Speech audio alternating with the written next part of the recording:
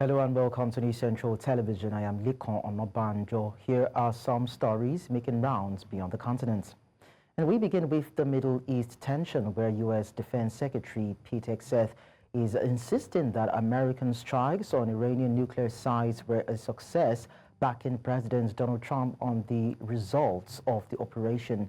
American B-2 bombers hit two Iranian nuclear sites with massive GBU-57 bunker buster bombs last weekend, while a guided missile submarine strike struck a third site with Tomahawk cruise missiles. Trump has called the strikes a spectacular military success and repeatedly said they obliterated the nuclear sites. However, U.S. media reviewed a preliminary American intelligence assessment earlier this week that said the strikes only set back Iran's nuclear program by months, coverage sharply criticized by Hegseth. Decisive military action, President Trump created the conditions to end the war, decimating, choose your word, obliterating, destroying Iran's nuclear capabilities. The press corps doesn't want to write about it. Or bring us to the topic of the moment, the highly successful strikes in Iran. Let me read the bottom line here. President Trump directed the most complex and secretive military operation in history, and it was a resounding success, resulting in a ceasefire agreement and the end of the 12-day war. We're here this morning because in hunting for scandals all the time, in trying to find wedges and spin stories, this press corps and the press corps miss historic moments. You miss historic moments like 5% at NATO.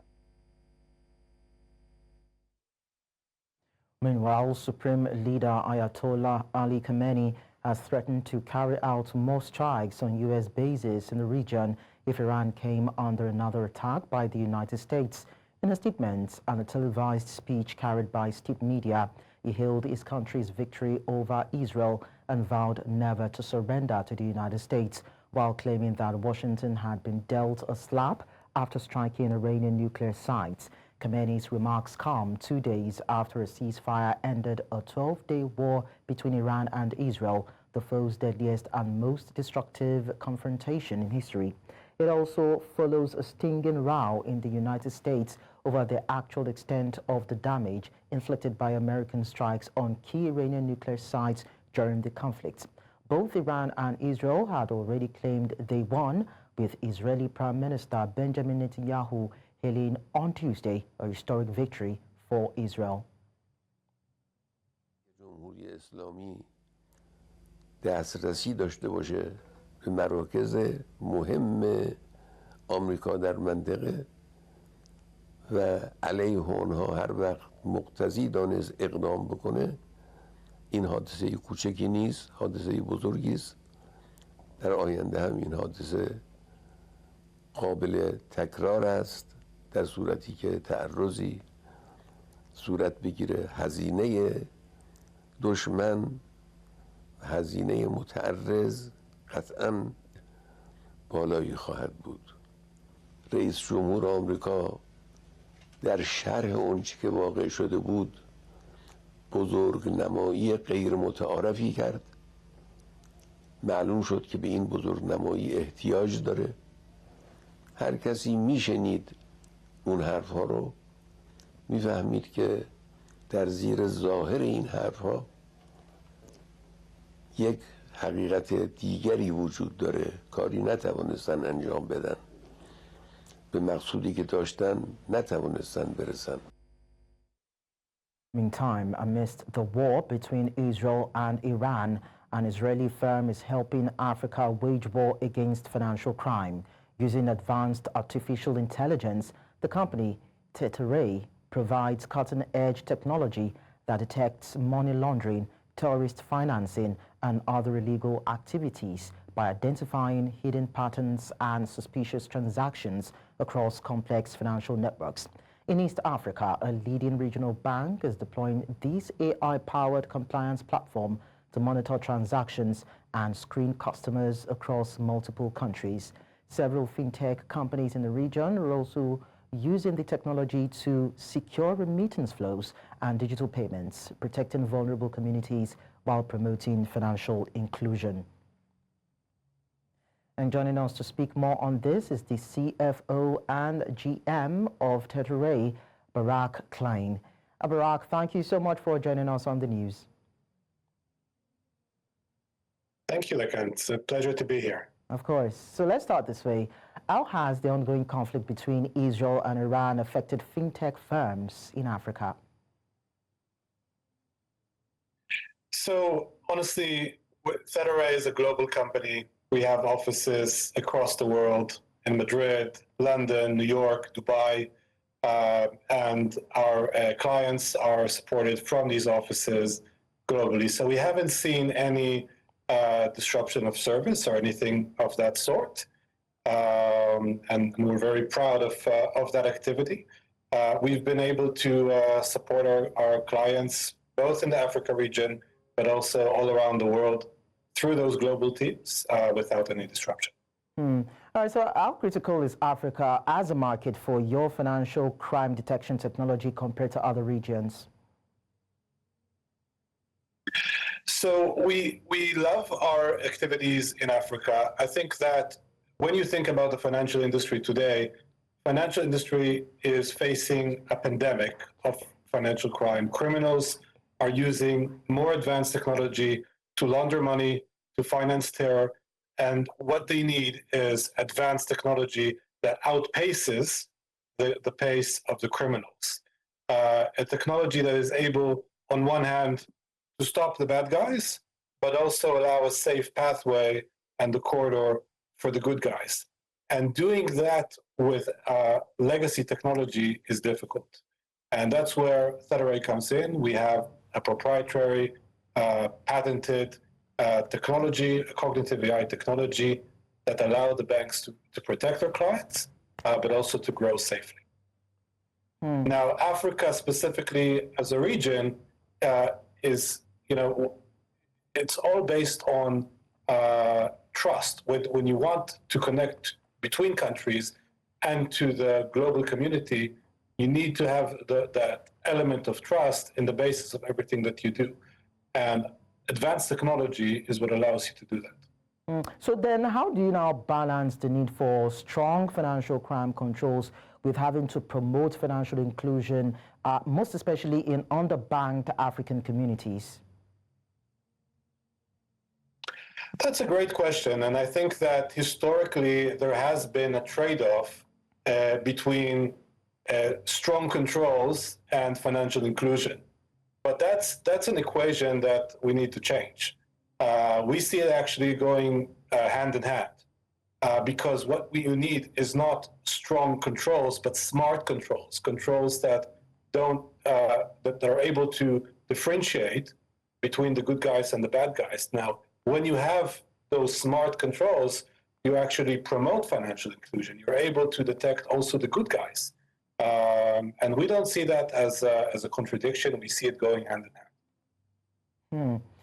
So now, looking at the conflict in the Middle East, do you foresee any sort of knowledge transaction deficiency, most especially as it affects African companies along the fintech space? No, I wouldn't say that. I think that actually it just highlights the potential there is, in global connectivity, in building those corridors between Africa and the rest of the world. Of course, the companies that want to operate in this region need to have a robust and distributed infrastructure and workforce and cannot be limited to a specific country. Now, you mentioned the disruption in the Middle East, but there is disruption all over the world. There's natural disasters and floods and power outages. It's not, I don't believe that it's a specific issue that the Middle East is dealing with. Any company that wants to be successful and provide a mission-critical service needs to have a global distribution, robust infrastructure, and ability to support countries all over the world. Also, when one country or one site is dealing with extraordinary situations. And you don't think that regulations could also hamper the growth or the operations of the fintech companies, most especially the one that you also seem to represent tonight? No, I don't think so. I think that at the end of the day, the long-term trend in this region is a positive one, is a trend in which connectivity is growing, the world is becoming closer. You do need to make sure that you have good controls in place and advanced technology that is able to enable those safe corridors, as I mentioned earlier. But the near-term disruptions are not something that change the global trend and the long-term trend of the region, which is positive. Thank you so much, Brad Klein, for sharing your thoughts with us on the news. My pleasure. Thank you very much. You're welcome. Away from that, residents of the West Bank village, Termazaya, clashed with Israeli settlers and soldiers during a funeral for victims from nearby Kafir Malik. A local Awad Abu Samra said over 20 settlers attacked the village, taking advantage of the gathering. On Wednesday, 4 people were killed in 2 separate incidents in the occupied West Bank, and among them was 15-year-old Ryan Tama Ushiyi, who was shot in the neck by Israeli soldiers in Al Yamoun, northern West Bank, according to the Palestinian Health Ministry. 3 others died in a clash in Kafir Malik.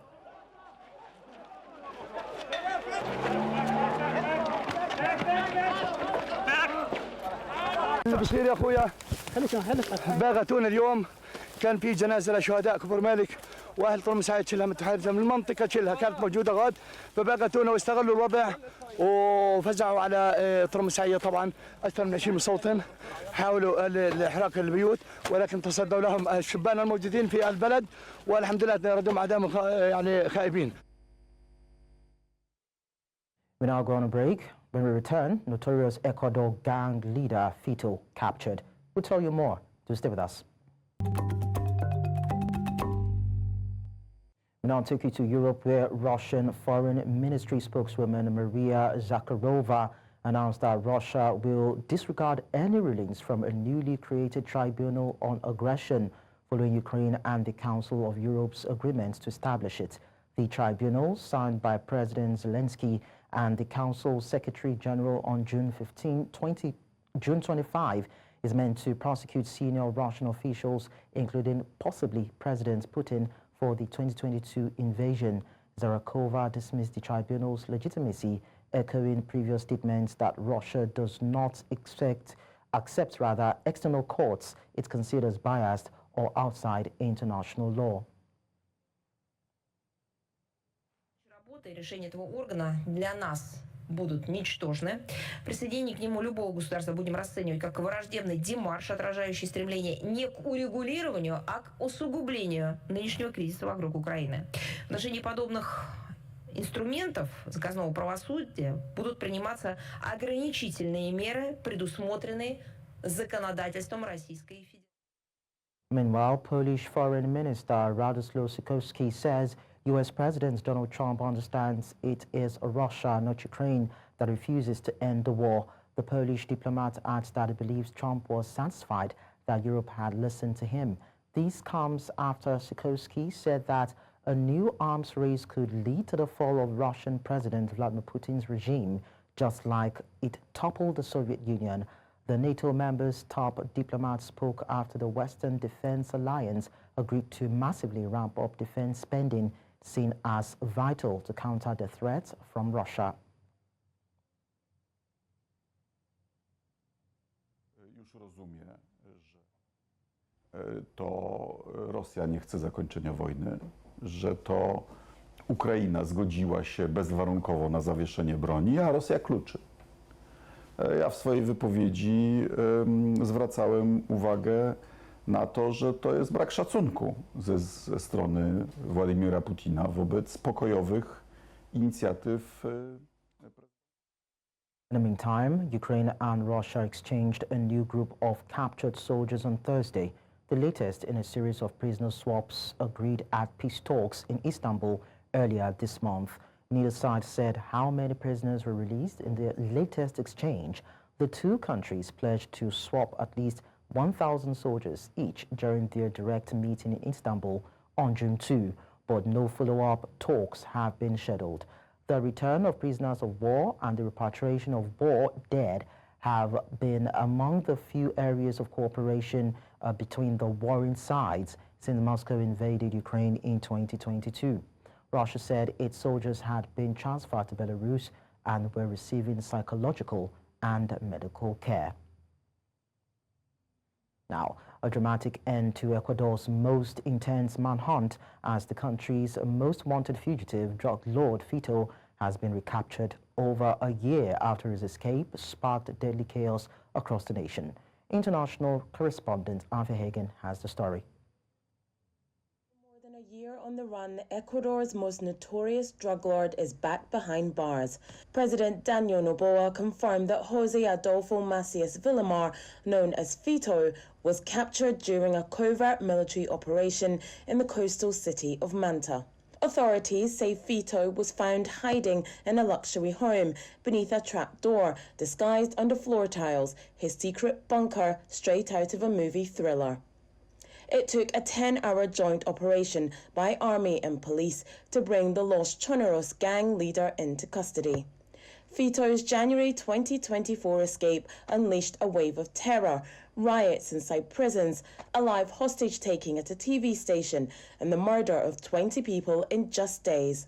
One police officer was forced to read a threat to the president on camera. 4 others were taken hostage. In response, President Noboa declared an internal armed conflict, sending the military and tanks into the streets to restore order. Fito was also a suspect in the assassination of presidential candidate Fernando Villavicencio, a vocal anti-corruption crusader gunned down just months before the 2024 elections.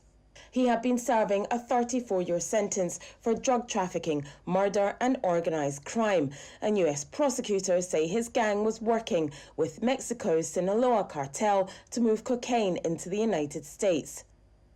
A $1 million reward was offered for Fito's capture. If extradited and convicted in the US, he could face life in prison. For Ecuador, Fito's capture is a major win, but the war against gangs and cartels is far from over. For News Central, I'm Afia Hagen. Well, I'll tell you that Thai cannabis store owners and activists on Thursday hit out at new government plans to tighten the rules on selling the drug by requiring a doctor's approval 3 years after it was decriminalized. The kingdom was the first country in Southeast Asia to decriminalize the drug when it removed cannabis from the list of banned narcotics in June 2022. The intention was to allow sales for medical rather than recreational use, but the move led to hundreds of cannabis dispensaries springing up around the country, particularly in Bangkok. While the relaxation has proved popular with some tourists, there are concerns that the trade is under-regulated. Health Minister Somsak Tepsutin signed an order late on Tuesday requiring an on-site doctor to approve sales for medical reasons.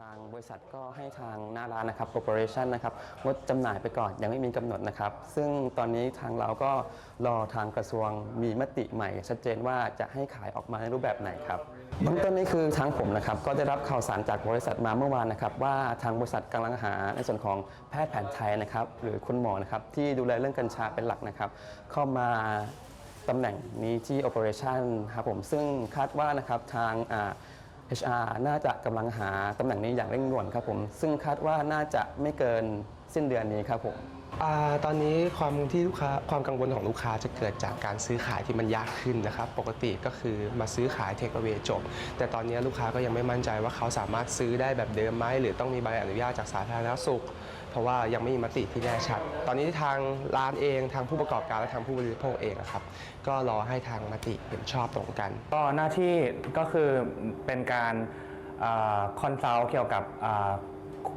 คนที่ต้องการใช้กัญชาครับเพราะว่าถ้าลูกค้าที่มาที่นี่เราจะมีการขอconsent form อันเนี้ยครับเพื่อเป็นการบันทึกว่าลูกค้าซื้อไปกี่กรัมซื้อไปใช้ทำอะไรบ้างอะไรอย่างเงี้ยครับแล้วเราก็จะมีการเรคคอร์ดแล้วก็ส่งรายชื่อแล้วก็จำนวนที่ขายไปให้กระทรวงสาธารณสุขอันนี้เป็น In a related development, 100 of protesters marched to El Salvador's Legislative Assembly to urge the government not to extend a decree that sets provisional detention at 2 years and authorized collective trials. At the end of July 2023, the Assembly approved Decree 803, which contained special transitional provisions to prosecute those detained under the state of emergency declared by President Nayib Bukele on March 27, 2022, following 87 homicides in a single weekend. The decree extended provisional detention to up to 24 months and allowed collective trials for individuals prosecuted for belonging to the same gang in a specific area. Ya es una condena para alguien que cometió un delito, pero resulta que no hay ni condena ni hay tampoco una decisión de que son inocentes. O sea, puede durar una persona 6 años presa sin haber cometido delito, y eso no lo podemos permitir. Away from that now, as first wildfires of the summer begin in southern France, firefighters in the Bouquet de Rhône region are getting ready for a busy season. The ground and plants already very dry, making the risk of fire much higher. Strong winds are expected on Friday, which could make fires spread quickly. Because of this, emergency teams are on high alert. Officials have announced that 150 firefighters will be specially deployed to deal with any new fires that might break out. Fire crews are urging people to be extra careful and to report any signs of smoke or fire immediately, hoping to prevent major damage as the summer heat continues.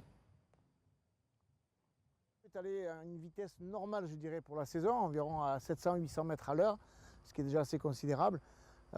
Ces vitesses vont augmenter avec la saison qui va avancer, c'est pour ça qu'il faudra qu'on soit de plus en plus vigilant, et notamment sur nos comportements. Cette végétation, elle est particulière, surtout en ce moment, elle nous montre des premiers signes de sécheresse. Si je regarde ce rameau de romarin, on s'aperçoit que les feuilles se sont rabattues sur la tige principale. On s'aperçoit que le végétal s'est déjà mis en condition par rapport à cette sécheresse. Le fait d'avoir mis à la verticale ces feuilles, ça veut dire que le soleil l'impacte trop, la sécheresse l'impacte trop. And that's all on Beyond the Continent. Don't forget that you can send your eyewitness report to the WhatsApp number on the screen. And do follow us on social media. We are at News Central TV. You can also watch us live on DSTV channel 422, GoTV channel 23, Star Times channel 274, Arvo TV, and YouTube. Many thanks for watching. I am Likon Onobanjo.